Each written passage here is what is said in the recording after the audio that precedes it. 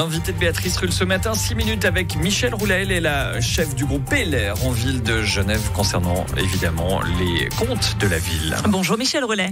Bonjour. Merci d'être sur Radio Lac ce matin. La ville de Genève a donc présenté ses comptes hier avec un excédent de 149 millions de francs pour 2022. Bon alors Michèle Roulet, les habitants de Genève, ils reçoivent quand un chèque de compensation ? Eh bien, écoutez, en tout cas, on espère qu'il y aura des retombées sur les habitants en ville de Genève. De quelle manière ? C'est sûr que le PLR a des suggestions à faire à ce sujet, mais je vous rappelle que la majorité du Parlement en ville de Genève est tellement à gauche que je ne sais pas si nos propositions vont être entendues. Et tac ! Je vous demande ça parce que c'est la proposition de Daniel Sormani et l'UMCG du conseil municipal, nouvel allié du PLR d'ailleurs, le MCG, qui demande donc un chèque de 1 500 francs pour les ménages qui gagnent moins de 232 000 francs par l'année. Vous devriez partager cette position maintenant que vous faites partie d'une grande et belle alliance unie à droite. Eh bien, écoutez, de rendre à la population ce qui a été finalement trop ponctionné dans la poche du contribuable, on serait assez d'accord, mais certainement pas sous la forme d'une prime. Parce que donner une prime, c'est vider un peu cet excédent fiscal qui nous arrive de façon fort heureuse. Non, ça serait plutôt de penser à diminuer la fiscalité pour Genève. Parce que lorsqu'on diminue les impôts, il y a un effet dynamique. C'est-à-dire que diminuer les impôts, c'est soutenir les entreprises, c'est soutenir le pouvoir d'achat de l'habitant et de façon plus pérenne que juste de donner comme ça une prime ponctuelle. Alfonso Gomez, donc, qui est chargé des finances, il a donc décidé d'absorber le déficit. Donc il n'y en a plus, il était prévu à 33 millions, ça on oublie, et de diminuer la dette. Vous qui êtes soucieuse des finances publiques, on imagine que vous soutenez quand même cette politique. Ah ça, bien évidemment. Diminuer les charges de la ville, en l'occurrence la dette, qui je rappelle est quand même fort élevée en ville de Genève, elle s'élève actuellement à presque 2 milliards. Donc diminuer, mettre une partie de cet excédent d'argent pour diminuer la dette, c'est vraiment important, d'autant plus qu'avec les taux hypothécaires qui montent, on risque d'avoir des charges très très lourdes. Donc ça, on est également en faveur de la diminution d'une partie de la dette. Un mot tout de même de ce déficit. Lors du vote du budget était de 33 millions de francs. Ça n'a pas été le cas puisqu'il y a eu, on adore le terme, revenus extraordinaires des personnes physiques et morales.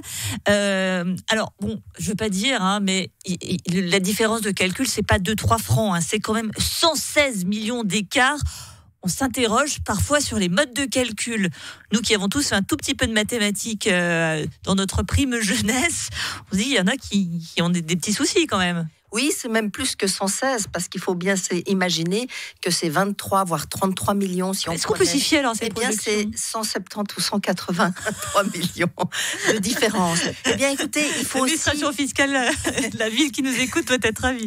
Il faut aussi imaginer qu'on était dans une période extrêmement complexe et qu'au moment où on élabore un budget, c'est sur des estimations. Or, à cette époque-là, on était encore en partie dans la crise du Covid. Il y avait une guerre en Ukraine qui était déjà déclenchée et donc on pouvait peut-être pas imaginer que le négoce des matières premières allait rapporter beaucoup plus, en partie dû à la guerre en Ukraine. On pouvait peut-être pas non plus imaginer que l'horlogerie, la haute horlogerie, les montres de luxe allaient avoir des bénéfices pareils.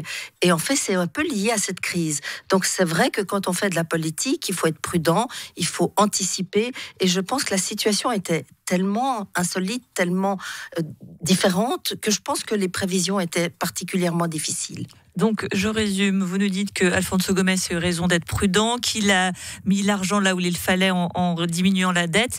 Elle n'est pas si mal, cette majorité de gauche, finalement, au conseil administratif. Dites-moi, elle gère bien les finances ? À ce point de vue-là, je ne suis pas sûre que M.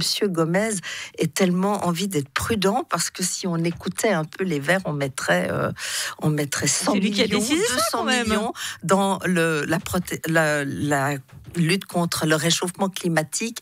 Non, je pense que les estimations, elles viennent du canton. Et je pense mais le fait de réduire la dette, etc., ça, c'est sa décision à lui. Ah, de ce point de vue-là, on approuve tout à fait. Le PLR approuve tout à fait. Bravo Alfonso Gomez. Oui, à ce ce niveau-là, on pouvez a nous le dire ? tout à fait. Bravo, monsieur Alfonso Gomez, de penser à diminuer la dette. Maintenant, je ne sais pas quelle est la somme qu'il veut mettre dans la diminution de cette dette, parce que si c'est juste une petite somme pour donner l'impression qu'on diminue la dette, ça reste à voir. Je ne sais pas s'il a donné un montant hier je ne crois pas qu'il a prononcé un montant. On n'a pas un chiffre exact, mais tout de même, ce sont 49 millions de bonus, c'est énorme, c'est le meilleur résultat depuis 13 ans. J'ai envie de dire, de quoi est-ce qu'on se plaint quand même à Genève ?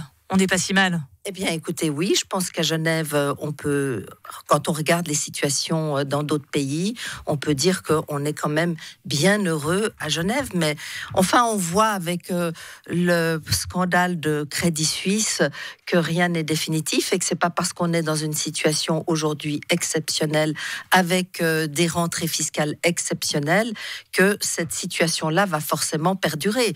Donc, on peut être très content, mais ça veut pas dire qu'aujourd'hui, il faut se dire waouh, on peut dépenser, parce que le problème, ça serait de se dire, on peut donner cette prestation en plus, on peut faire, parce que la tentation de la gauche, c'est souvent de dépenser toujours plus. Or, il faut quand même se dire que pour qu'on reste avec une économie dynamique, eh bien, il faut diminuer les impôts. Ça, c'est une solution qui permet de soutenir les entreprises. Et vous l'aurez compris, Michèle Roulet est une femme de droite, conseillère municipale PLR en ville de Genève. Mais tout de même, bravo Alfonso Gomez. On la retient et on lui l'enverra, il sera content. Merci à vous d'avoir été sur Radio Lac ce matin. Bravo surtout à l'économie privée genevoise.